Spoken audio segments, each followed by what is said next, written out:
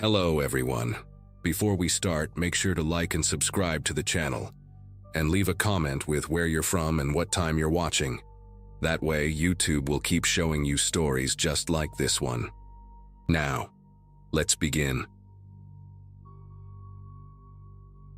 Mount Hood rafting trips were my escape after the divorce in 2012. Every weekend that June, I'd drive up from Portland and lose myself in the rapids, the cold spray washing away whatever mess I'd left behind in the city. My coworker Beth had been pushing me to join her regular rafting group, and I finally gave in on a Thursday afternoon when the forecast promised clear skies through the weekend. 6 of us met at the launch point near government camp. Beth with her boyfriend Nathan, a couple from Portland named Grace and Frank, and Oliver from the outdoor gear shop where we'd rented our equipment. Oliver had these unsettling green eyes that never quite focused on you when he talked, always scanning the tree line or studying the water like he was reading some invisible map. The White River ran muddy that morning, churning with more debris than usual, broken branches, chunks of bark, even what looked like pieces of old lumber spinning in the current. Our guide Chuck kept checking his phone and muttering about upstream weather reports, but the company had already taken our money, and nobody wanted to look like the scared one who backed out. We launched around 10 a.m., and for the first hour, everything felt normal enough. Nathan cracked jokes about his terrible paddling technique while Grace shrieked every time we hit minor rapids. Oliver stayed silent in the back of our raft, those green eyes fixed on the canyon walls rising around us. Then the watercolor changed from brown to this thick, almost black shade, and the temperature dropped 15 degrees in the span of minutes.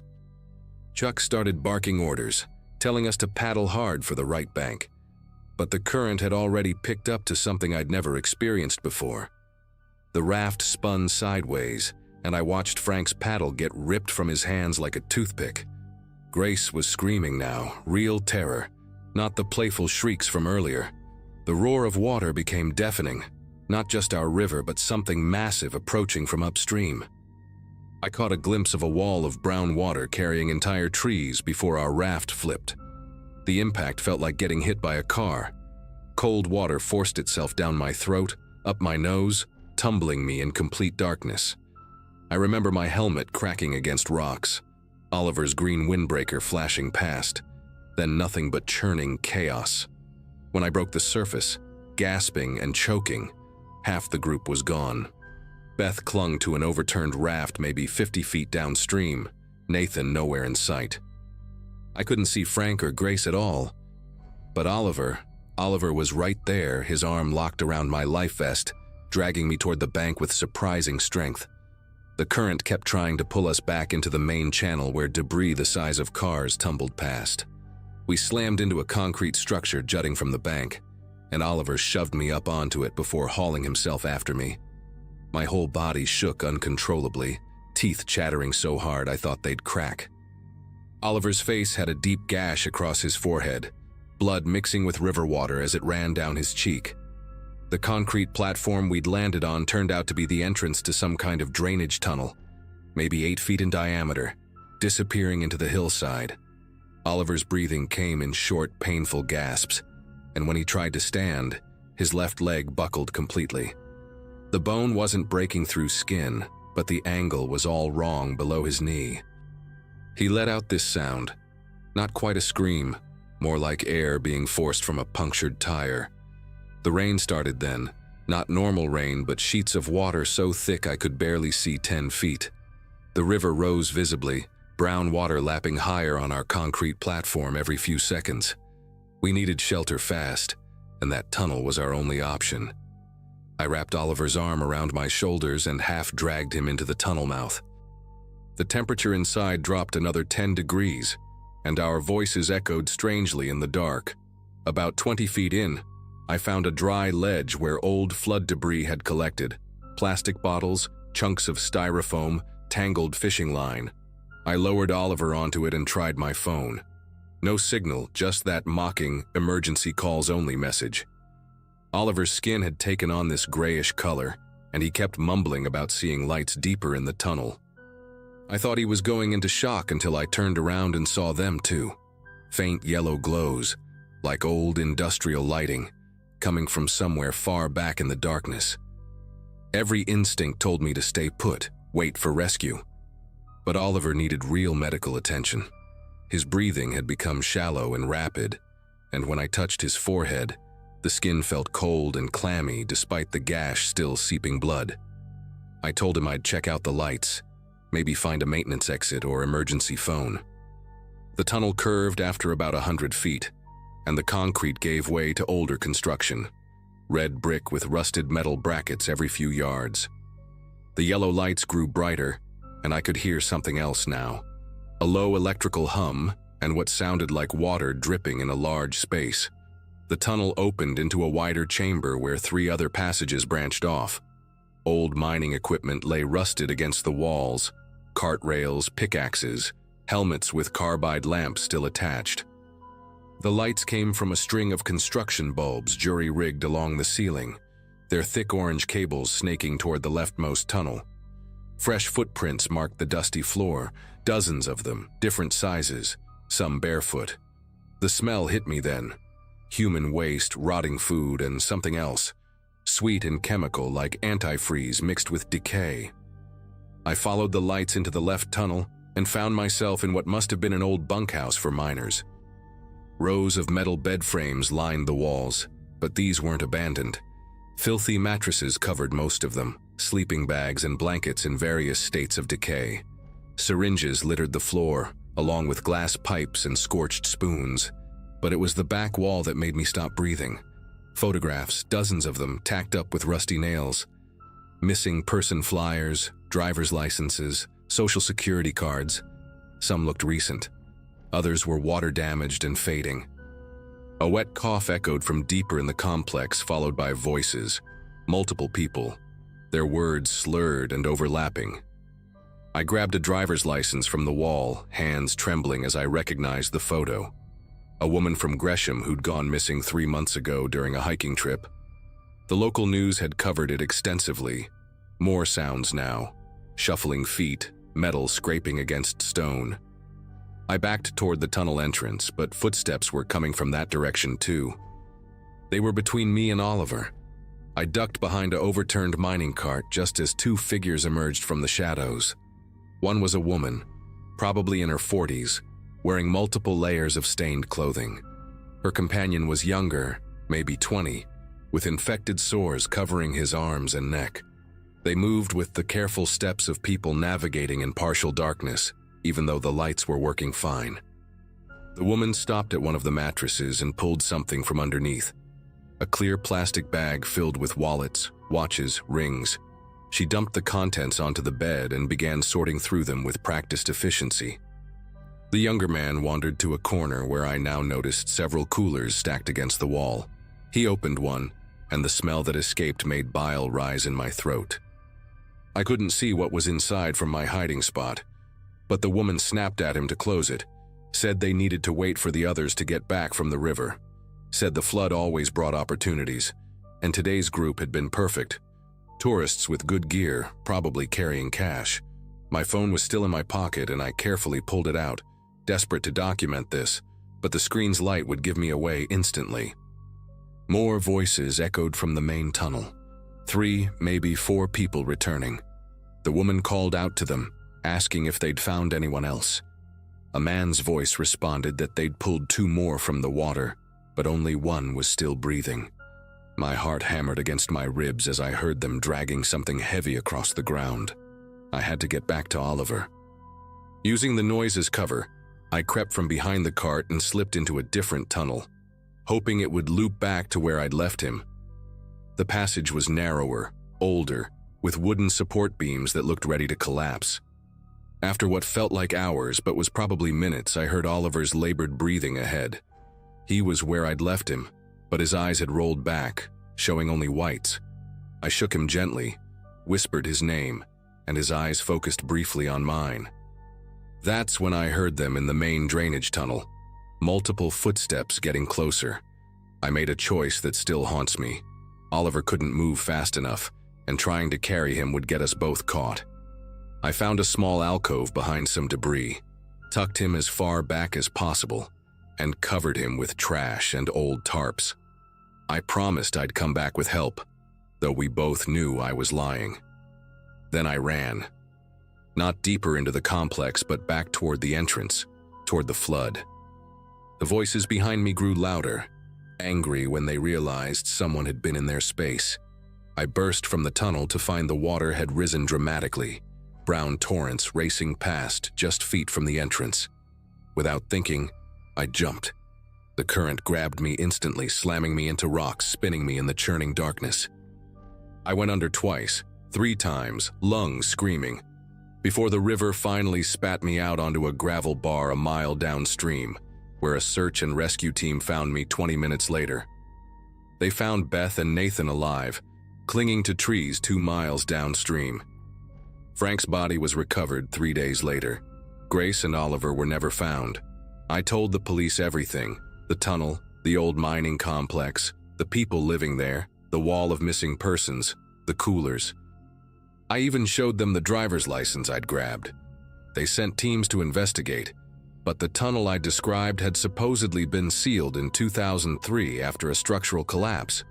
The entrance I'd used was completely submerged, and when the water receded weeks later, they found only smooth concrete where I swore the opening had been. The driver's license was real, but they said I could have found it anywhere in the flood debris. No evidence of squatters, no mining complex, no photographs on walls. The official report lists Oliver as a flood victim, presumed drowned. They suggested trauma and hypothermia had caused me to hallucinate, but I know what I saw in that place. And sometimes, when it rains hard enough, I think about those coolers and what the woman didn't want open too early, and I understand why Oliver never made it out.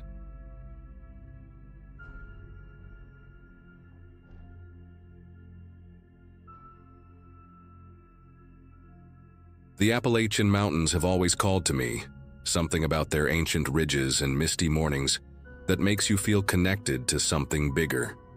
I was working as a freelance graphic designer back in 2018, burning out from too many corporate projects and late nights staring at screens. My girlfriend Lisa and I decided we needed a real break, not just a weekend in Asheville, but actual time in the wilderness. We picked Mount Mitchell because it's the highest peak east of the Mississippi, and neither of us had been there before. The plan was simple: 3 days of hiking, camping at designated spots, and disconnecting from everything digital. We drove up from Charlotte on a Thursday morning in early October, when the leaves were just starting to turn, but the weather was still mild enough for comfortable camping. The first sign that our trip would be different happened at the trailhead parking lot. While we were organizing our packs and double-checking our water supply, I noticed a man standing near the forest edge, maybe 30 feet away.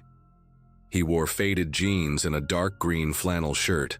No backpack, no hiking boots, just regular work boots that looked like they'd seen better days. His hair was gray and unkempt, hanging past his shoulders, and he had this weathered face that made it impossible to guess his age. Could have been 40, could have been 60. What struck me most was how still he stood, just watching us with pale blue eyes that never seemed to blink. Lisa didn't notice him at first, busy adjusting her pack straps. But when I nudged her and pointed, he'd already turned and walked into the trees, moving with this odd, fluid grace that didn't match his rough appearance. We started our hike around noon, taking the Deep Gap Trail that winds through dense spruce and fir forests.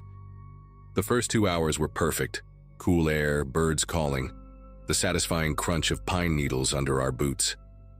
Lisa kept stopping to photograph mushrooms and moss-covered logs, while I focused on the rhythm of walking and breathing clean mountain air. About 3 miles in, we reached a small clearing with a view of distant peaks and decided to take a water break. That's when I saw him again, the same man from the parking lot, standing on a rocky outcrop maybe 50 yards uphill from us. Same clothes, same stance, same unblinking stare. The weird thing was we'd been moving at a decent pace and hadn't seen anyone pass us on the narrow trail. Lisa saw him too this time, and we exchanged confused looks. When I called out a friendly, "Hey there," and waved, he didn't respond, just stood there like a statue carved from the mountain itself.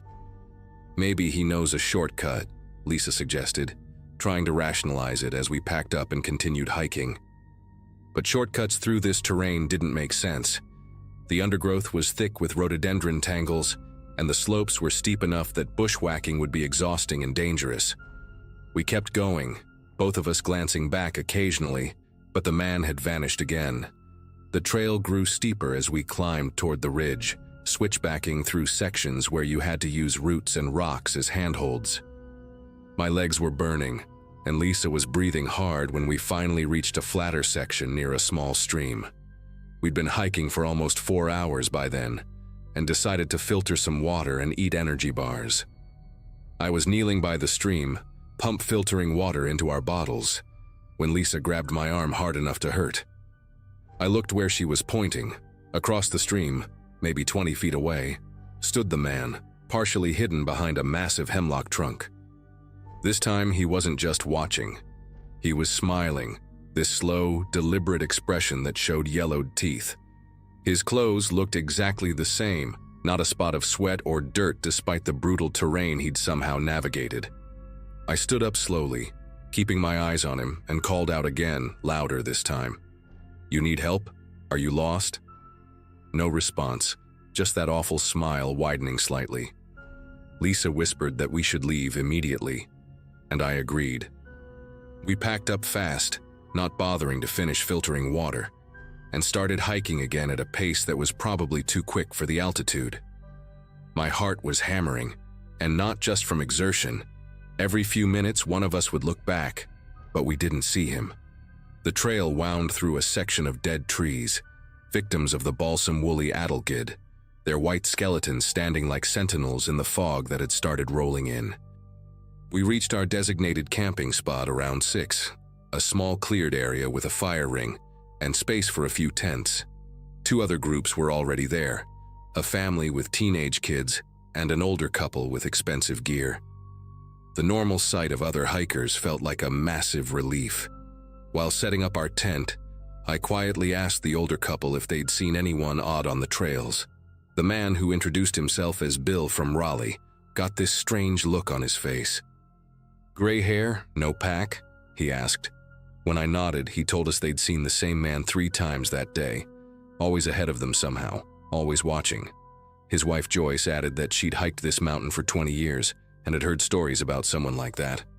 A hermit or something who lived up here illegally, following hikers for reasons nobody understood. She said it in this matter-of-fact way that made my skin prickle. As darkness fell and we all sat around our respective camp stoves cooking dinner, I kept scanning the tree line, expecting to see those pale eyes reflecting our headlamp beams. That night was rough. Every snap of a twig, every rustle of leaves had me bolt upright in my sleeping bag.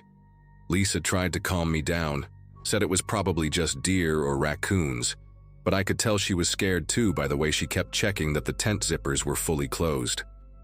Around 2 in the morning, I heard footsteps, slow, deliberate, circling our campsite. Not the random movement of wildlife, but measured human steps on the packed dirt. I lay there, barely breathing, as the footsteps paused right outside our tent. Through the thin nylon wall, I could hear breathing, ragged and wet, like someone with fluid in their lungs. Lisa was awake too, her hand finding mine in the darkness, squeezing so hard her nails dug into my palm. The breathing continued for what felt like hours, but was probably only minutes. Then the footsteps moved away, toward the other tents. I heard a zipper somewhere, maybe Bill and Joyce's tent, and muffled voices. Then nothing. Just the wind in the dead trees and my own thundering heartbeat. Morning came as a relief, gray and foggy but wonderfully normal. The family with teenagers was already packing up when we emerged, the parents looking haggard and the kids unusually quiet. Bill told us they'd heard the footsteps too, said he'd even looked out with his flashlight but saw nothing. We all agreed to hike out together, safety in numbers and all that. The plan was to take the most direct route back to the parking area, skipping the rest of our planned loop. As we broke camp, I noticed something that made my throat close up.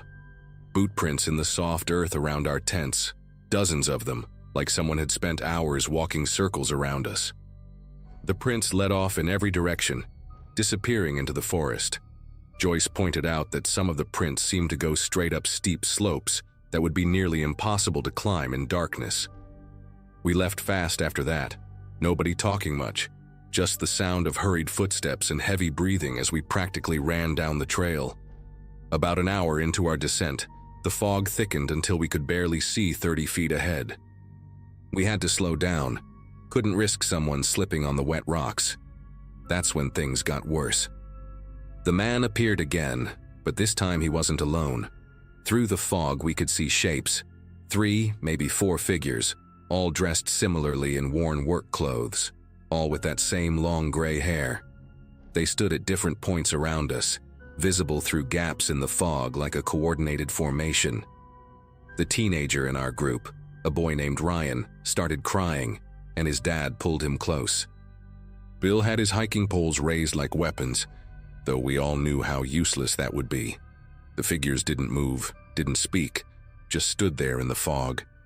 Then Lisa noticed something that made her gasp. One of them was wearing a faded orange bandana around his neck, the same kind of bandana we'd seen in a missing hiker poster at the ranger station. The poster had been dated from last summer. We bunched together and kept moving, practically shuffling as a single unit down the trail. The figures followed, always maintaining the same distance, appearing and disappearing in the fog like ghosts. At one point, we reached a section where the trail split, and Joyce suggested we take the longer route that went past the ranger station instead of straight to the parking lot. Nobody argued. As we changed direction, I saw one of the figures step out onto the trail behind us, and for the first time, I got a clear look at his face in profile. His skin had this gray pallor, like someone who'd been sick for a long time, and his eyes, they weren't quite right. Too wide, too bright, pupils dilated despite the daylight. He opened his mouth as if to speak, and I saw his teeth were filed to points. Not naturally sharp, deliberately filed. I grabbed Lisa and pushed her forward, telling everyone to move faster. We half ran, half stumbled down that trail, backpacks bouncing, lungs burning from the thin mountain air. The ranger station appeared through the fog like a miracle. A small wooden building with smoke rising from the chimney.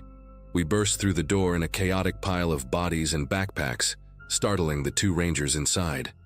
They took one look at our faces and immediately went into emergency mode. The older ranger, a woman with short silver hair and kind eyes, locked the door behind us while the younger man radioed for backup. As we tried to explain, stumbling over our words, the woman's expression grew increasingly grim. She walked to a filing cabinet and pulled out a thick folder, spreading photos and reports across her desk.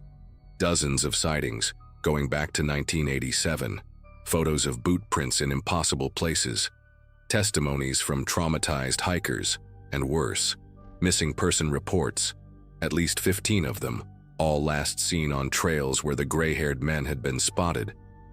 She explained that they'd been trying to catch these people for years, believed they were part of some group living deep in the most inaccessible parts of the mountain, possibly in the cave systems that riddled the area. The younger ranger, Dale, was staring out the window when he suddenly stepped back. "They're here," he said quietly. Through the glass, we could see them, not 3 or 4 anymore, but at least a dozen figures standing at the edge of the clearing just beyond the fog line.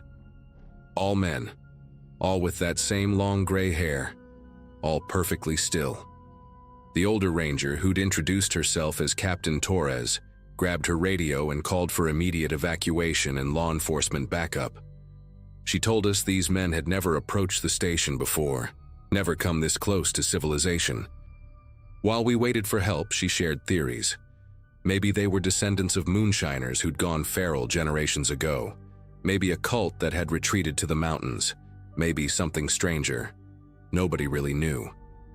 The state police arrived within an hour, along with a search and rescue team. They escorted us to our cars while a team prepared to sweep the area. As we drove away, I looked back and saw the figures had vanished, melted back into their mountain. The police found nothing. No tracks, no camps, no sign they'd ever been there. But Captain Torres called me a week later. They'd found something in one of the deeper cave systems, makeshift living spaces, stolen gear from missing hikers, and scratches on the walls that looked like tallies. Hundreds and hundreds of tallies.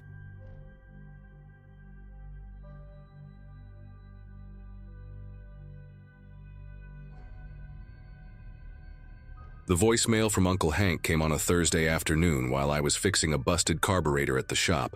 His gravelly voice cut through the garage noise. "Your mom's lawyer gave me your number. Got something of your dad's you might want.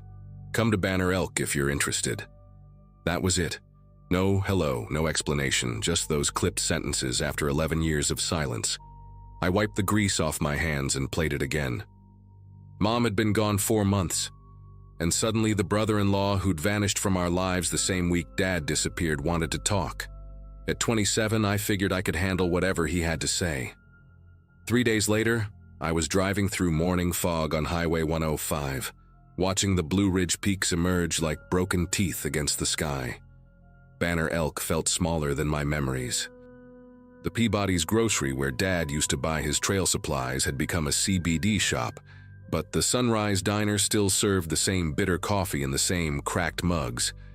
I found Hank there on my second morning in town, hunched over scrambled eggs in the corner booth. He'd aged hard, deep lines carved into his face, hair gone completely white, shoulders curved inward like he was protecting something. His eyes flicked up when I slid into the seat across from him, and for a moment I saw Dad, in the way his eyebrows pulled together. "Jesus, kid," he muttered, setting down his fork. "You look just like him. Same stubborn set to your mouth and everything."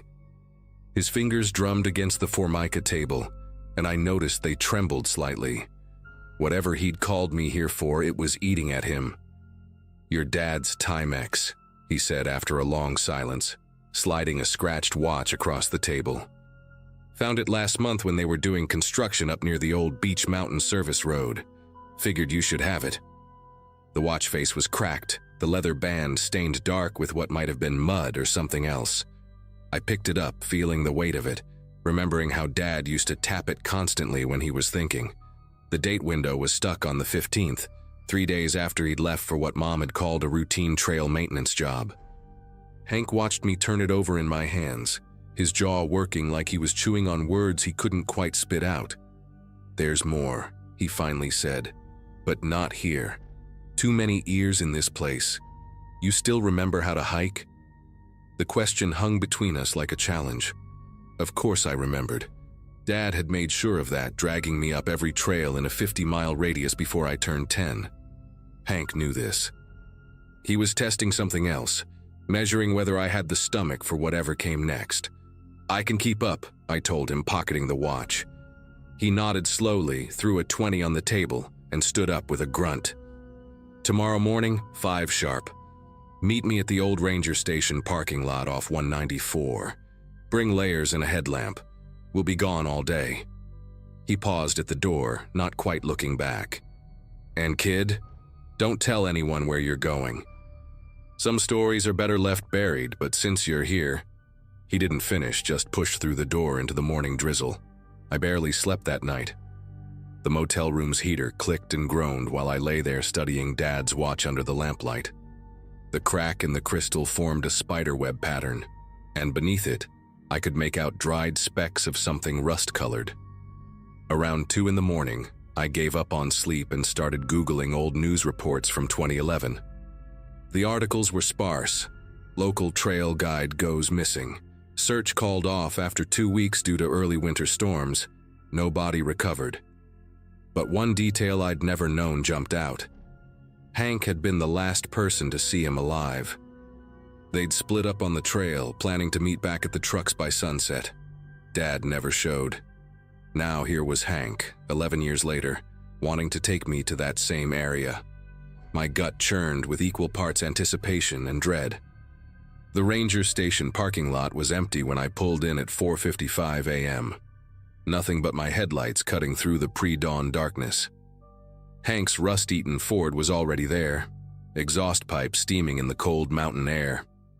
He leaned against the tailgate wearing the same faded Carhartt jacket I remembered from childhood, a backpack at his feet. "Good, you're early," he said, shouldering the pack. "Trail's overgrown now. They stopped maintaining it after..." He didn't need to finish. After Dad disappeared, after the search teams gave up, after the Forest Service decided some paths were better left forgotten. We set off without another word, our headlamps bobbing through the mist, The trail marker had been removed, but Hank found the opening in the rhododendron thicket like muscle memory, pushing aside branches heavy with dew. The first 2 hours were silent except for our breathing and the crunch of boots on dead leaves. The trail climbed steadily through stands of hemlock and yellow birch, following what might have been an old logging road decades ago. Every so often, Hank would pause and study the trees like he was reading landmarks invisible to me. The forest felt different here. Too quiet, no bird calls, just the whisper of wind through branches. When we stopped for water near a moss-covered boulder, I finally asked, "Why now? Why bring me here after all this time?" Hank took a long drink from his bottle before answering. "Because they're planning to expand the dam. Whole area is going to be surveyed and cleared next month. If there's anything left to find." He trailed off, but his meaning was clear. This was our last chance. We reached the turnoff to the service tunnel around 9 in the morning. A chain-link fence blocked the path, rust-red signs warning about hazardous conditions and federal property. But the fence had been cut years ago, the edges curled back and weathered. Hank didn't hesitate, just ducked through like he'd done it before. Many times before, judging by the worn dirt on the other side. The tunnel entrance loomed ahead, a concrete mouth built into the mountainside, part of the old hydroelectric system from the 60s. "This is where we split up that day," Hank said quietly, his voice echoing off the rocks. "Your dad wanted to check the upper trails. I came down here to clear some fallen trees. Stupid plan." His headlamp beam swept across the tunnel entrance, and I saw his whole body tense. There were fresh scratches in the concrete, like someone had been digging at the sealed ventilation grates with tools. "Someone's been here," I stated the obvious, but Hank was already moving toward the scratches, running his fingers along the gouges in the concrete. His breathing had changed, become shallow and quick. "We need to go inside," he said, pulling a crowbar from his pack. That's when I knew he'd planned this all along. The tool was worn smooth from use, not some hardware store purchase for today. "What's in there, Hank?" I grabbed his arm before he could start prying at the grate. What really happened to my father? He jerked away from me, and for the first time since the diner, he looked me straight in the eyes. His face was twisted with something between grief and rage. "You want the truth? Your dad found something he shouldn't have. Company documents from the dam construction, bodies in the concrete, workers who died during the build, covered up to keep the project on schedule. He was going to expose it all." The crowbar clattered against the rocks as Hank's hands began to shake violently. I tried to stop him, told him to leave it alone, that it was 40 years old, that nobody cared about dead construction workers from the 60s. But he wouldn't listen, said those men had families who deserved to know. Hank slumped against the tunnel wall, suddenly looking every one of his 63 years. The night before that last hike, someone called the house, warned him to drop it.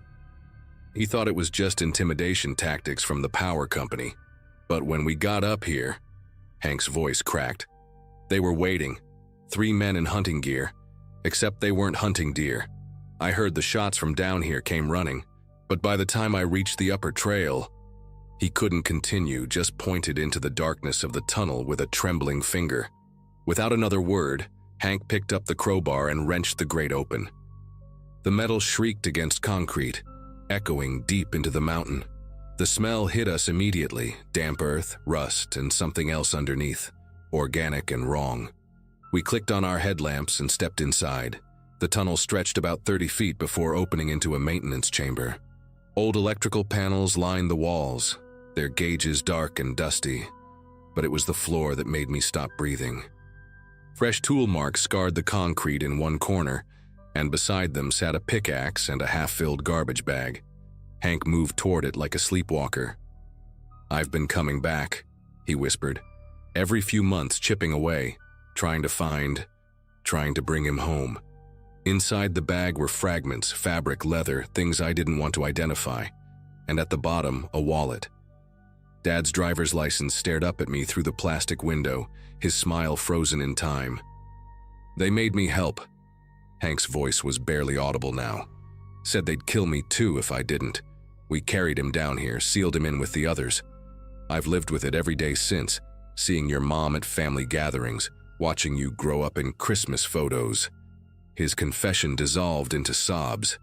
I stood there holding my father's wallet, rage and grief battling in my chest. Part of me wanted to use that crowbar on Hank, make him pay for his cowardice. But the larger part just felt empty, hollowed out by the truth. "We're taking him home," I said finally. "All of him. And then you're going to the police." Hank nodded, wiping his face with dirty hands. "I know. I've known since the day I called you. I just needed someone else to know first. Needed you to understand." We worked in silence for the next 2 hours, carefully extracting what remained. The men who'd killed him were probably dead themselves by now, or hidden behind corporate lawyers. But Dad would have a proper burial, and the truth would finally see daylight. The hike back down felt like walking through a dream. Hank carried the bag while I clutched Dad's wallet, neither of us speaking. When we reached the parking lot, the afternoon sun seemed too bright, too normal for what we'd just done. I followed Hank to the sheriff's office in town, watched him walk through those doors with his shoulders squared for the first time in 11 years.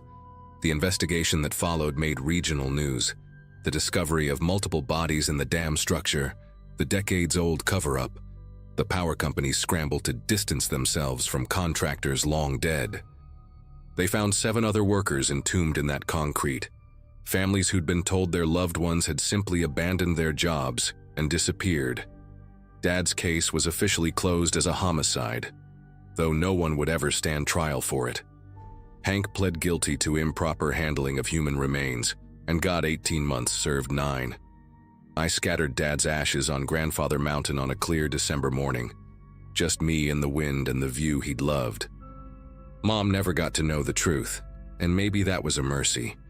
These days, I still wear his Timex, the crack in the crystal reminding me that some truths are worth dying for, and others will eat you alive if you let them.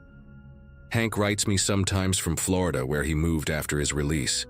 I don't write back, but I don't throw the letters away either. They sit in a box with Dad's wallet and the newspaper clippings about the dam investigation. Some nights I dream about that tunnel, about the weight of mountains and the secrets they keep. But mostly I'm just glad he's not under all that concrete anymore. He's free, scattered on the wind, part of the mountains he loved. That's enough. It has to be.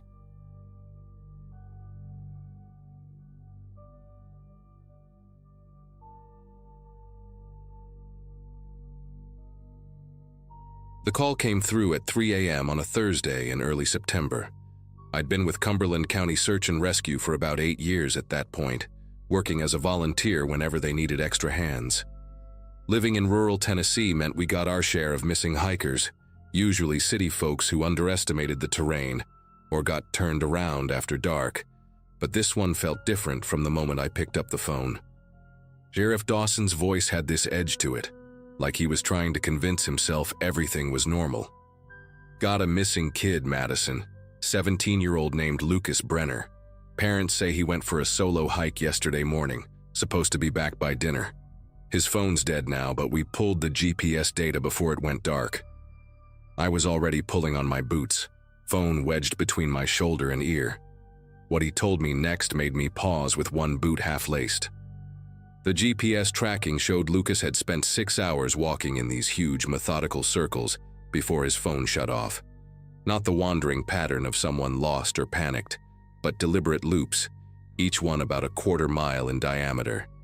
The really strange part was where the signal died. According to the coordinates, it was in the middle of a clearing that none of our maps showed. I knew those woods like the back of my hand, had been tramping through them since I was a kid, and there was no glade where Lucas's phone placed him. But numbers don't lie, and a missing teenager trumps any confusion about geography. I grabbed my pack, double-checked my gear, and headed out to meet the rest of the search team at the trailhead. The drive out to Copper Ridge took about 40 minutes on those winding mountain roads. Dawn was just breaking when I pulled up, painting the tree line this sick orange color that reminded me of a fever dream. 3 other volunteers were already there. Tom Hutchinson, a retired park ranger I'd worked with before, plus 2 newer guys whose names I never did catch. Sheriff Dawson spread out a topographical map on the hood of his cruiser, marking Lucas's path with a red pen. Seeing those perfect circles drawn out like that made my skin prickle. They looked almost ritualistic, like some kind of pattern you'd see in those old folklore books my grandmother used to keep. Tom noticed it too, kept shaking his head and muttering about how unnatural it looked. We divided into pairs, with me taking the direct route toward where the phone signal died. The first couple miles were standard Tennessee wilderness, thick undergrowth, moss-covered rocks, the occasional deer path cutting through the brambles. But as I got closer to those coordinates, things started changing in ways that made my chest tight. The birds went quiet first, that sudden drop in forest noise that usually means a predator's around. Then I started noticing the trees. Someone had been carving symbols into the bark, not fresh cuts, but old enough that the wood had started to heal around them. Triangles inside circles, spirals that hurt to look at too long, and these weird branching patterns that reminded me of lightning strikes or maybe veins. The carvings got denser the deeper I went, until nearly every tree had at least one mark. That's when I found the first wooden figure. It hung from a low branch right at eye level, swaying slightly even though there wasn't any wind. About the size of my palm, carved from what looked like cedar, depicting a person with too many joints in their arms and legs. The face was just a blank oval with a single hole drilled through where the mouth should be.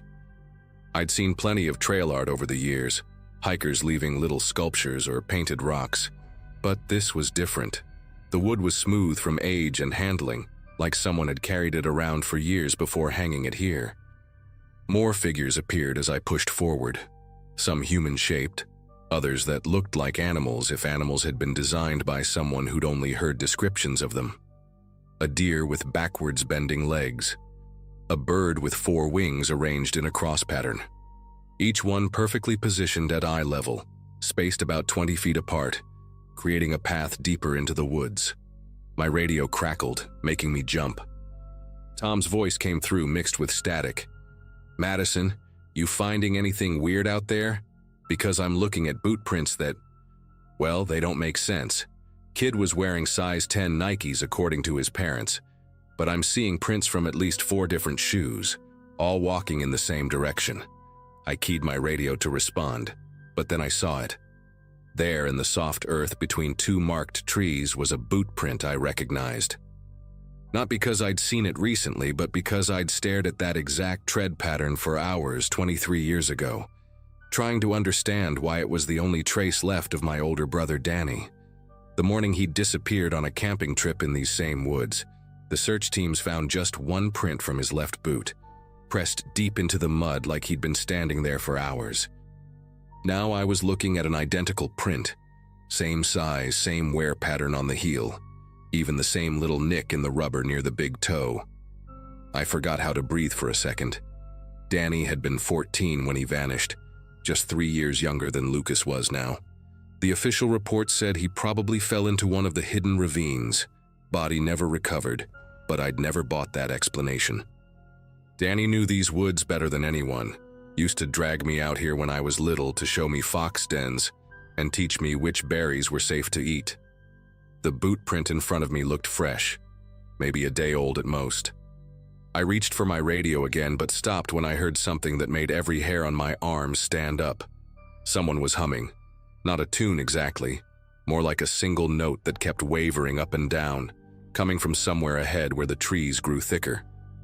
It had this quality that made it hard to tell if it was one voice or several, all holding that same shifting note. The wooden figures got stranger the closer I got to the humming. Human shapes with animal heads, animals with human hands, things that weren't quite either. All of them faced the same direction, pointing deeper into the woods like some kind of twisted trail markers. The carvings on the trees changed too, becoming more elaborate, showing scenes instead of just symbols. I saw a carved circle of people holding hands around something I couldn't make out, their heads thrown back like they were screaming, or maybe singing. Another tree showed a single figure walking between 2 rows of watchers, and even in the rough carving, I could see that the walking figure's proportions were wrong. Arms too long, legs bending in too many places. The humming got louder, and underneath it, I started to hear other sounds. Footsteps moving through leaves, but the rhythm was off. Like whoever was walking kept forgetting how many legs they had. Then I stepped into the clearing that wasn't supposed to exist. It opened up suddenly, the trees just stopping in a perfect circle about 40 yards across. The ground was covered in that short, dense grass you sometimes find in old meadows, but this grass grew in spirals, creating patterns that made my eyes water if I tried to follow them too long. In the center stood Lucas, still wearing his red hiking jacket and cargo pants. He was walking those same circles I'd seen on the GPS, steady and mechanical, like he was following a track only he could see. His eyes were open but unfocused, and he was humming that same wavering note. But Lucas wasn't alone. There were others walking with him, maybe 7 or 8 people of different ages, all moving in the same circular pattern. Some wore modern clothes. Others had on stuff that looked decades old. One man in a faded flannel shirt and jeans looked exactly like the missing hiker posters from 2008. A woman in a yellowed sundress matched a photo from a 1987 cold case I'd studied during my search and rescue training. I tried to call out to Lucas, but my voice came out wrong, like I was trying to talk underwater. That's when I noticed the others standing at the edge of the clearing. They were harder to see, like my eyes kept trying to slide off them, but I could make out at least a dozen figures just standing there, watching the walkers. Some were normal-looking people in regular clothes. Others were different. Too tall, with limbs that bent in ways that made my stomach turn, faces that seemed to shift every time I tried to focus on them. One of them turned toward me, and I saw it was wearing Danny's jacket. The same blue windbreaker with the tear on the left sleeve that he'd gotten caught on a fence. But the thing wearing it wasn't Danny. It had his clothes, his height, even stood the way he used to with his weight shifted to one leg. But the face was all wrong, like someone had tried to recreate it from a blurry photograph, getting the general shape right but missing everything that had made him human. It smiled at me with too many teeth and beckoned with a hand that had too many joints. Everything in me screamed to run, but I couldn't leave Lucas. I forced myself to step into the clearing, and immediately felt like I was walking through thick syrup. The air had weight here, pressing against me from all sides. The humming got inside my head, making it hard to think straight. I pushed toward the center, trying to reach Lucas, but with each step, I felt myself starting to fall into the same rhythm as the walkers. My feet wanted to turn, to join the circle, to walk those endless loops until what? I bit down hard on my tongue, using the pain to stay focused. The thing wearing Danny's jacket moved closer, and I could see others detaching from the edge of the clearing, gliding more than walking. I grabbed Lucas's arm, and it was like touching a live wire. Images flooded my head, the woods from above, showing dozens of clearings just like this one, each with its own circle of walkers. I saw people being led here over decades, maybe centuries, following the wooden figures and carved trees like breadcrumbs. I saw what happened to the ones who completed their circles, how they got emptied out and filled with something else, something that could wear their shape but never quite get it right. The shock broke whatever spell Lucas was under. His eyes snapped into focus and he gasped like he'd been holding his breath for hours. "Run," was all I said, and thank God he listened. We crashed back through the trees, the humming turning into something like screaming behind us. I could hear those wrong-footed steps following, getting closer. The wooden figures seemed to turn their heads as we passed, and the carved trees looked different now, showing scenes of pursuit and capture. We ran until my lungs burned, Lucas stumbling beside me but keeping pace. I used my GPS to navigate, not trusting the paths anymore. Behind us, the forest had gone completely silent, except for our crashing footsteps and ragged breathing. It took 3 hours to reach the road where I'd parked, and another hour for the other search teams to find us after my radio calls. Lucas couldn't explain what had happened, just remembered walking into the woods and then waking up in the clearing with me shaking him.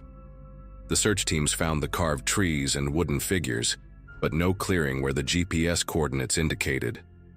The sheriff's department officially closed the case as a successful rescue. and Lucas's parents were too relieved to ask many questions. But I know those things are still out there, wearing the faces of the missing, walking their eternal circles, waiting for the next person to follow the trail of wooden figures into clearings that don't exist. I quit search and rescue the next week and moved 2 states away. Sometimes I dream about Danny, the real Danny, and wonder if any part of him is still in those woods, or if he's just another empty thing wearing familiar clothes, beckoning people deeper into the trees with too many teeth in his smile.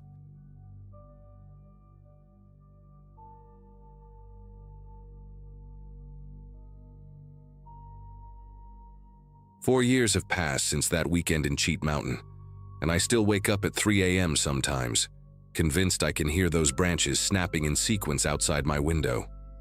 I was 28 then, living in Elkins, West Virginia, doing construction work with a crew I'd been tight with since high school. Pete, our foreman, was this stocky ex-Marine who could track a deer through solid rock if he wanted to. Julio handled all our electrical installations, always cracking jokes about how the mountain folks still thought electricity was witchcraft. And Sam, our plumber, was the kind of guy who brought a fishing rod everywhere, even to job sites, just in case he spotted a decent creek during lunch break.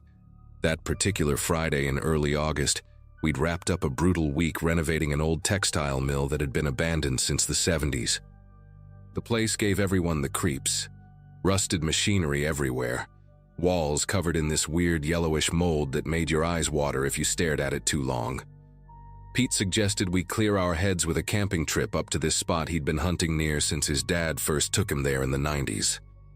He kept going on about these pristine streams full of native brook trout, meadows where you could see elk if you got up early enough, and best of all, absolutely no cell service for 40 miles in any direction. After breathing in demolition dust and that awful mold for 5 straight days, sleeping under actual stars sounded like medicine. We drove out Saturday morning in Pete's beat-up Chevy Silverado, the truck bed loaded with enough gear to survive a month if we needed to. The route took us through these winding mountain roads that got narrower with every mile, asphalt giving way to gravel, then finally just dirt tracks carved between massive red spruce trees. Julio kept making jokes about banjo music and asking if we'd packed enough ammunition, but even he went quiet when we hit the real wilderness. The trees up there were different from anything near town. Ancient things with trunks so thick you'd need 5 people holding hands to wrap around them. The air tasted clean but somehow heavy, like it was full of secrets that had been fermenting for centuries. Pete parked at this unmarked pull-off about 2 miles from where the actual trail started. Said his dad always told him the best spots were the ones you had to earn. We hiked for maybe 3 hours, following what Pete swore was a trail but looked more like random gaps between the undergrowth to the rest of us. Around noon, we crested this ridge and saw the meadow Pete had been promising. This perfect bowl of grass, surrounded by dark forest on all sides, with a stream cutting through the middle that sparkled like broken glass in the sunlight. We set up camp near the tree line, close enough to the water to hear it babbling, but far enough back to avoid the morning dew. Everything seemed perfect until Sam noticed the other campsite. About 200 yards upstream, tucked between 3 massive boulders that formed a natural windbreak, someone had built what I can only describe as the most professional wilderness setup I'd ever seen. Not just a tent thrown up for the night. This was architecture. They'd lashed together fallen branches with paracord to create this elevated platform about 4 feet off the ground, probably to avoid moisture and animals. A tarp stretched overhead at precise angles that would channel rain away perfectly. The fire pit was lined with flat stones fitted together like a mason had done it, with a metal grate suspended at just the right height for cooking. Everything about it screamed military precision, but what really got us was how invisible it was. If Sam hadn't been scouting for fishing spots upstream, we'd never have seen it behind those boulders. Pete went into full Marine mode, circling the camp with his eyes scanning every detail, while the rest of us hung back. He pointed out things we'd missed, the wood pile stacked in order of thickness, kindling to logs, all cut to exact lengths, a water filtration system made from plastic bottles and sand and charcoal, sophisticated enough to turn swamp water drinkable. snare lines coiled and hung from specific branches, ready to deploy. But no personal items anywhere. No sleeping bag, no backpack, no clothes. Nothing that said someone actually lived there. Julio joked that maybe we'd found Bigfoot's summer home, but his laugh came out forced and nervous. Pete crouched next to the fire pit, held his hand over the ashes, then pulled it back fast. The coals underneath were still warm. We decided to head back to our own camp, nobody saying out loud what we were all thinking. Whoever built that setup was probably watching us right now. The afternoon passed weird and tense, everyone trying to act normal but jumping at every sound from the forest. Sam gave up on fishing after an hour, said the stream felt wrong somehow, like the fish knew something we didn't. Around 4 o'clock, Pete suggested we collect firewood before dark, and that's when we found the first carcass. It was strung up between 2 trees about 50 yards from our camp. A rabbit with its fur stripped clean off, the pink muscle underneath glistening in the filtered sunlight. The rope work was intricate. Not just a simple noose, but these complex knots that held the animal spread out like it was on display. Pete cut it down with his knife, his jaw clenched tight, and we found 3 more just like it forming a rough circle around our campsite. Julio wanted to leave right then, pack everything up and drive back to town, but Pete convinced us to stay. Said whoever did this was just trying to scare us off, that if they wanted to hurt us, they would have already. He'd seen this kind of psychological stuff in Afghanistan. He said, locals warning foreigners to stay away from certain valleys. We built our fire bigger than necessary that night, nobody admitting we were scared, but all of us feeding logs into it until the flames jumped 6 feet high. We cooked our hot dogs and drank our beers and tried to tell normal camping stories, but every conversation died after a few sentences. The darkness beyond our fire circle felt alive and hostile, pressing in from all sides. Then around midnight, Sam grabbed my arm hard enough to leave bruises and pointed at the tree line with a trembling finger. There was a man standing perfectly still between 2 pine trees, maybe 30 feet from our camp. The firelight barely reached him, just enough to show the outline of torn military fatigues and a beard that hung down to his chest in matted gray ropes. His eyes reflected the flames like a nocturnal animal's, 2 orange dots floating in the darkness. But what made my whole body go rigid with terror was how long he'd probably been there. None of us had heard him approach. No snapped twigs, no rustled leaves, nothing. Pete slowly stood up, his hand moving to the knife on his belt, and called out asking if the man needed help. The figure didn't move, didn't blink, just stood there watching us with those burning eyes. After maybe 30 seconds that felt like hours, he took 1 step backward and vanished into the black forest without making a single sound. Pete grabbed his flashlight and swept it across the trees where the man had been standing, but there was nothing. No footprints in the pine needles, no broken branches, no sign anyone had been there at all. We stayed up the rest of the night, sitting back to back, taking turns keeping watch while the others tried to doze off. Every time the fire popped or the wind moved a branch, we'd all jerk awake with our hearts hammering.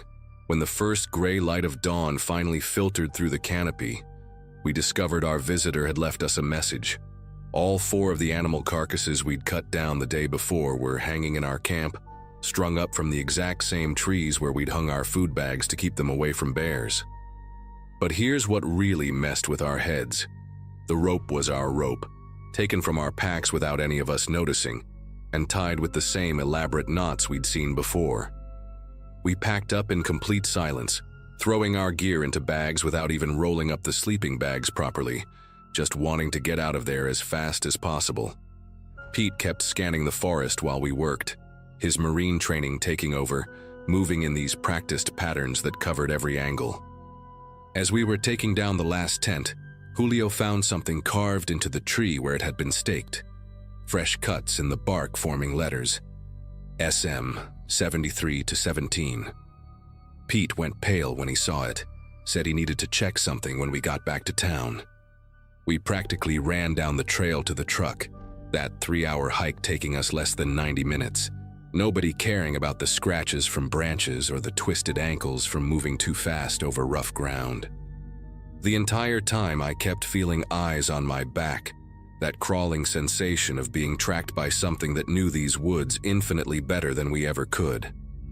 The drive back to Elkins was dead quiet except for Pete muttering to himself and typing frantically on his phone whenever we hit a patch of cell service.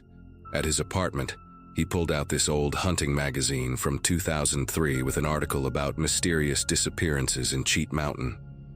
There was a sidebar about local legends, including something called the Ghost Ranger, supposedly a Special Forces soldier named Scott Maddox, who went AWOL in 1973 after a psychiatric break, disappeared into the mountains, and was presumed dead after a massive search found nothing. But hunters and hikers had been reporting strange encounters for decades. Sophisticated camps that appeared and vanished overnight, animal carcasses arranged in ritualistic patterns, and glimpses of a wild-looking man in old military gear who moved through the forest like smoke. The article mentioned that Maddox, if alive, would be in his 70s by then. Pete looked at the date carved in that tree again. 73-17, 1973 to 2017. 44 years. We never went back to Cheat Mountain, and we never talked about it at work. But sometimes I catch Pete staring at nothing with this haunted look. And I know he's thinking about those orange eyes in the darkness, wondering if Scott Maddox is still out there, still watching, still warning people away from whatever he's protecting or hiding from in those endless woods.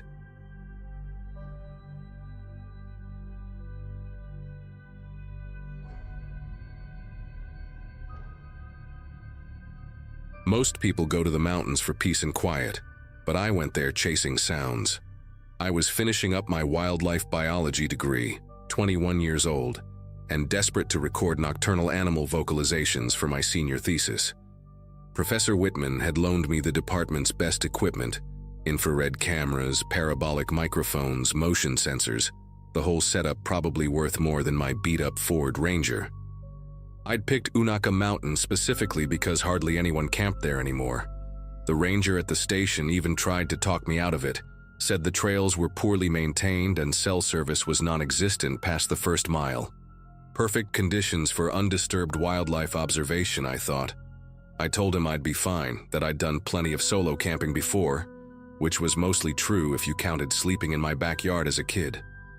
Setting up camp that first afternoon felt routine enough. I found a flat spot about 4 miles up the mountain, surrounded by thick hemlocks and rhododendron bushes that formed natural walls around my tent.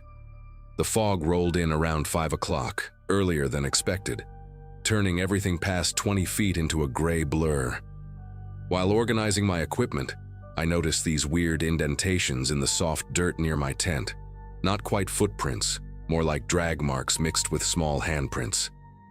They formed a circle around where I'd placed my gear, as if something had crawled around inspecting everything while I was away gathering firewood.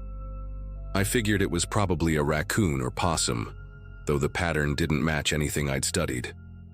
The spacing was all wrong, too wide for any animal I knew, and the hand marks had 5 distinct fingers but seemed stretched out, like someone had grabbed the dirt and pulled themselves forward. That first night I stayed up until 3 in the morning with my recording equipment running.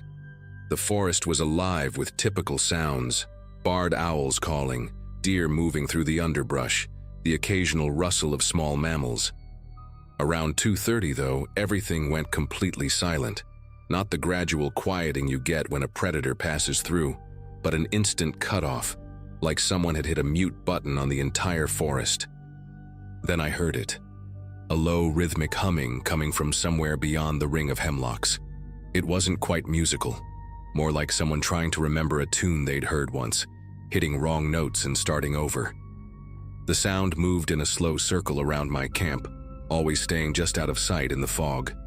I aimed my parabolic microphone toward it, watching the levels spike on my recorder, but the humming stopped the moment I moved. 20 minutes later, the normal forest sounds returned all at once, and I convinced myself it had been another researcher or maybe a lost hiker, though I couldn't explain why they'd circle my camp instead of approaching for help. The next morning, I discovered my hiking boots had been moved. I'd left them outside my tent, caked with mud from the previous day's trek, but now they sat perfectly aligned at the tent entrance, cleaned, spotless. not just wiped down. Cleaned like someone had taken a wet cloth to every groove in the treads. The laces were even retied in neat, symmetrical bows. My first thought was that another camper had played a prank, but I hadn't seen anyone else on the trail, and the nearest established campsite was miles away. More of those crawling marks surrounded my tent, fresher than before, pressed deep into the morning dew-dampened earth. This time, I could make out what looked like knee impressions alongside the handprints, and the pattern suggested something moving on all fours, but with limbs too long for its body, having to spread wide to maintain balance. I spent that day setting up my cameras in a wider perimeter, determined to capture whatever was visiting my camp. The fog never lifted, just shifted between thick and thicker, making visibility past 30 feet impossible. While adjusting one of the infrared cameras, I found something that made me stop breathing for a moment. A small pile of bones arranged in a perfect spiral pattern on a flat rock. They were delicate, probably from birds or rodents, picked completely clean and bleached white.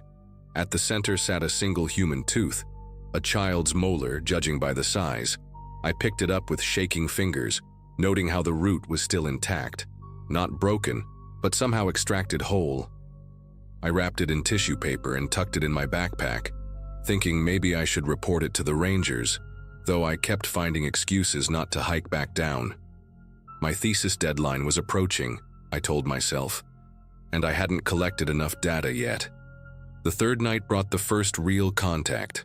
I'd fallen asleep in my tent around midnight, exhausted from staying vigilant the previous nights. A soft scratching against the tent fabric woke me, not aggressive, almost gentle, like someone running their fingernails across the material in slow, deliberate strokes. The scratching moved from the foot of my tent up along the side, pausing occasionally as if feeling for something specific. Through the thin fabric backlit by my dimming campfire, I could see the shadow of whatever was outside. The proportions were all wrong. Arms that reached too far, a torso too short for the length of its limbs, and a head that seemed to bob and weave independent of its body movements. It crawled around my tent 3 times, humming that broken melody again, occasionally pressing what I assumed was its face against the fabric, creating brief indentations that made me pull my sleeping bag tighter around myself. When morning came, I found my equipment disturbed again, but this time with purpose. The memory cards from 2 of my cameras had been removed and placed in a neat stack on my camp chair. The third camera, the one facing my tent, was still recording. I grabbed it with trembling hands and reviewed the footage on the small LCD screen. Most of it showed nothing but fog and darkness, but at 3:47 a.m., there it was. The image quality was poor, grainy, and washed out by the infrared, but I could see it clearly enough. Something pale and elongated crawling into frame, moving with a horrible fluidity that reminded me of a contortionist. Its limbs bent at too many points, as if it had extra joints in its fingers. God, those fingers, stretched impossibly long as it pulled itself forward. The head was the worst part, turned at an angle that should have broken its neck, facing the camera while its body moved in a different direction. The features were blurred, but I could make out 2 dark spots where eyes should be and something that might have been a mouth, opened wide in what looked like a permanent silent scream. I packed up most of my gear that morning, planning to leave, but stopped at the trailhead parking area when I saw an old local man refilling the trail map box. His name was Earl, according to his volunteer badge, and when I asked him about the history of this particular section of Unaka Mountain, his whole demeanor changed. He told me about a boy named Christopher who disappeared up here in 1976, only 7 years old, wandered off from his family's picnic. They found his shoes 2 weeks later, cleaned and placed neatly on a rock, but never found him. Earl leaned in close, smelling like tobacco and wood smoke, and whispered that some folks believed Christopher never really left, that something in these mountains changed him, made him into something else. Mountains are old, he said, older than most things, and sometimes they keep what they take, just change it around some. He wouldn't say more, just shook his head and walked back to his pickup truck. Despite every instinct screaming at me to drive away, I went back up the mountain. I needed more footage, more evidence, something that would prove I wasn't losing my mind. That night, I set up all my cameras facing inward toward my tent and sat in my camp chair with a flashlight and bear spray, determined to confront whatever had been stalking me. The humming started earlier this time, around 11 o'clock, but now it came from multiple directions, as if there were 3 or 4 sources weaving between the trees. The fog was so thick I could barely see my own feet, and the moisture in the air made everything feel cold and clammy against my skin. Then I heard something that made my chest tighten, a child's voice, high and sweet, singing, ring around the rosy and slow dragging notes. But the words were wrong, twisted somehow. Ashes, ashes, we crawl down. Repeated over and over until the syllables lost meaning and became just sounds, wet and gargling. The singing stopped when it reached the edge of my camp's light. I swept my flashlight across the tree line and caught a glimpse of pale skin between the rhododendron leaves, maybe 15 feet away. It wasn't hiding, just waiting there, swaying slightly like a tree in the wind. I called out, asked if someone needed help, and the thing responded by dropping to all fours and scuttling sideways like a crab, those long limbs folding and unfolding in ways that hurt to watch. It circled me twice, always staying just at the edge of visibility, and I could hear its breathing now, ragged and wet, like lungs full of water. When it finally approached, crawling low with its belly almost touching the ground, I saw its face clearly for the first time. The features were human but stretched wrong, like someone had grabbed a child's face and pulled it over a skull too large. The eyes were black, too big, and they didn't blink, just stared while that mouth opened and closed, making no sound but that horrible wet breathing. I didn't run. I couldn't. Every muscle in my body had locked up, and all I could do was sit there gripping my flashlight while this thing studied me with those unblinking black eyes. It reached out one impossibly long arm and touched my boot, just like it had cleaned them before, running those stretched fingers along the laces with an almost tender curiosity. Then it spoke, or tried to. The voice was layered, like a child talking underwater mixed with something else, something older and broken. Play. With me. The words came out wrong, too slow, like it was remembering how speech worked. Repeated the phrase 7 or 8 times, each iteration becoming less human, more like an animal trying to mimic sounds it had heard. When I finally found my voice and screamed, the creature jerked back, scrambling away on all fours into the fog, but not before leaving something in the dirt beside my chair, a small school photo, water-damaged and yellowed, showing a boy with dark hair and a gap-toothed smile. On the back, in a mother's careful handwriting, Christopher, age 7, spring 1976. I left everything behind except my car keys and the photo. Drove straight through the night back to campus, didn't stop until I reached my apartment building's parking lot. For 3 days, I convinced myself it was over, that whatever that thing was, it belonged to the mountain and would stay there. But then I started noticing things. My apartment door's deadbolt would be unlocked when I came home, though I always locked it when leaving. My shoes would be rearranged in my closet, organized by size and color. One night I woke to find my bedroom window open, the screen pushed out, and muddy handprints on the sill. Too long, too thin, with too many joints. The humming started again last week, always between 2 and 3 in the morning, coming from the alley behind my building. I've stopped sleeping, stopped going to classes. I keep Christopher's photo on my nightstand now, hoping maybe it wants it back, hoping that will make it stop. But deep down, I know the truth that Earl tried to warn me about. The mountain doesn't just keep what it takes. Sometimes what it takes follows you home, looking for someone new to play with, someone new to change.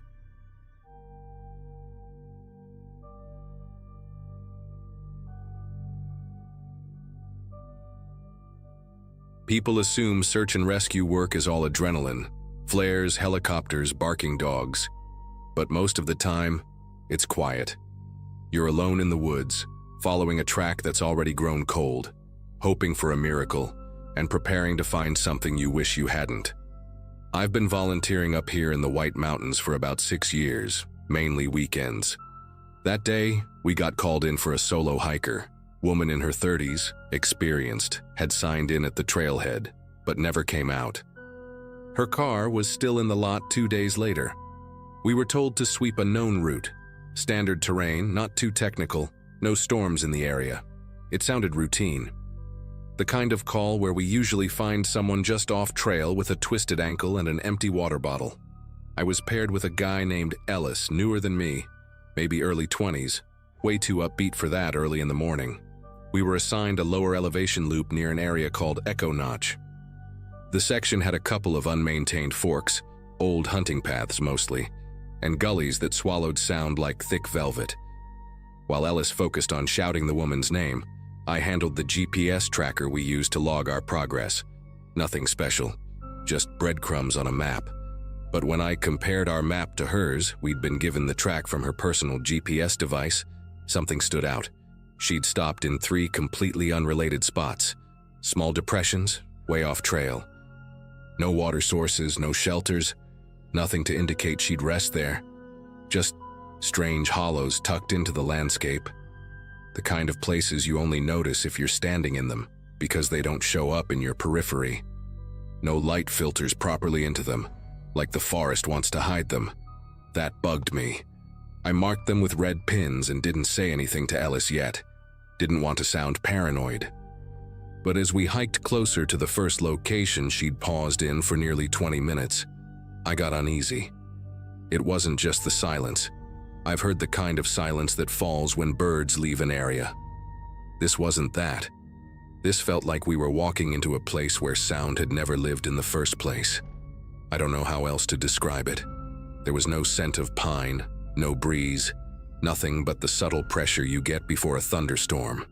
Except there were no clouds. We didn't find her there. Just a circle of disturbed moss like someone had sat for a while or squatted low. But what really caught my eye was a faint line gouged into the dirt, maybe 2 feet long. At first I thought it was a branch drag, but there were no broken twigs or leaves and it was too straight. Clean, purposeful.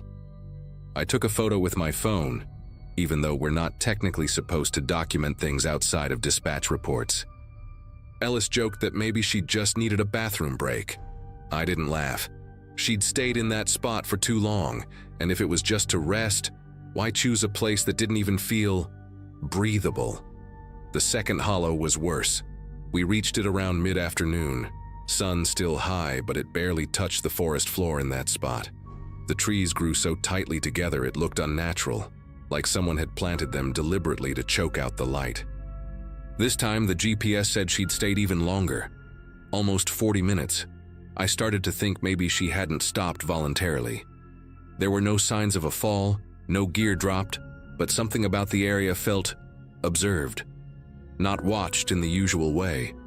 Not like a deer peering through brush or some guy with binoculars. It felt structured, like the air itself was monitoring us. Ellis didn't seem to notice.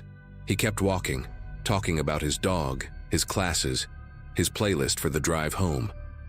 I wanted to tell him to shut up, but I couldn't figure out why it bothered me so much. Maybe I didn't want to wake something up. We didn't say much on the way to the third spot. Something about the way the trail narrowed, then vanished, made it hard to keep up the usual SAR banter. It was nearly dusk when we reached the final point logged on her GPS. There was a shallow incline covered in loose rock, and at the top, a scatter of boulders that looked like they'd been tossed there by hand. Her pack was buried beneath them. Not set down, not stashed. Buried. Ellis called it in immediately while I crouched to examine it. There was no blood, no torn straps, no animal sign. Just a full sealed pack hidden under 3 heavy rocks that didn't belong there. I looked up, scanning the trees for movement, and that's when I saw it. A trail camera. Old, weatherproof casing, mounted high.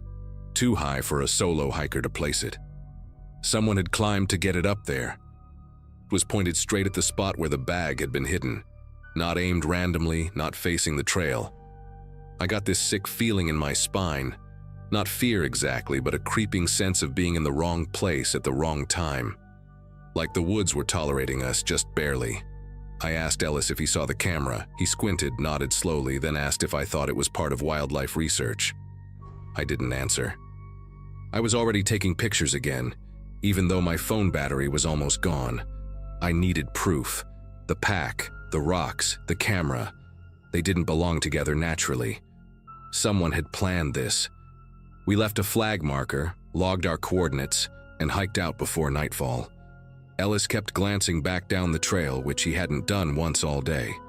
That told me everything.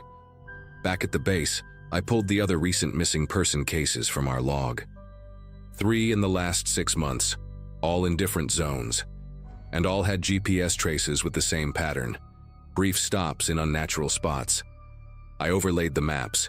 The rest points formed a rough spiral if you looked at them from high enough, like someone was testing something, calibrating. And if that trail cam had footage, someone was watching the results. I went back alone the next morning.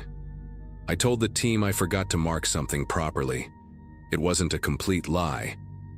I brought a climbing strap, gloves, and a second battery for my phone.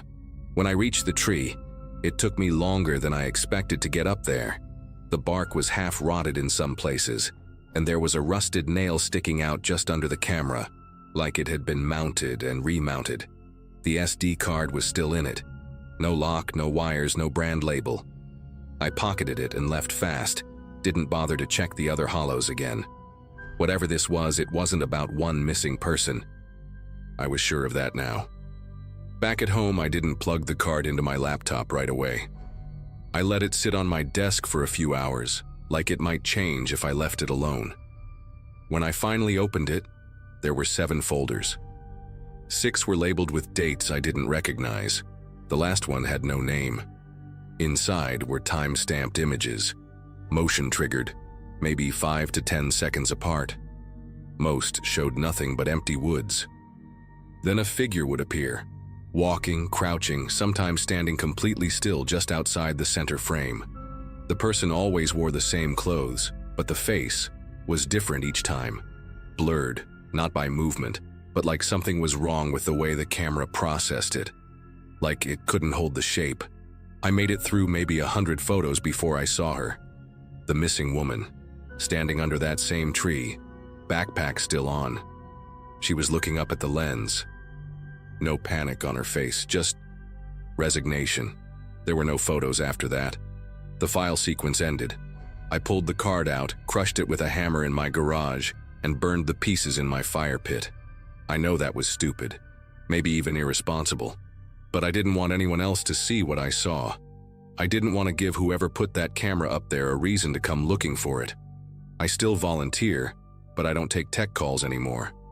I avoid anything with GPS logs or trackers. If I hear a hiker's path shows weird detours, I let someone else take it. I've even thought about quitting altogether, but then I remember that someone out there is keeping score, watching, learning, getting better. And if there's even a small chance I'll be able to stop them from taking the next person, or at least make sure they're not forgotten, then I'll keep walking the woods. I just don't stop in the hollows anymore. Not even for a second.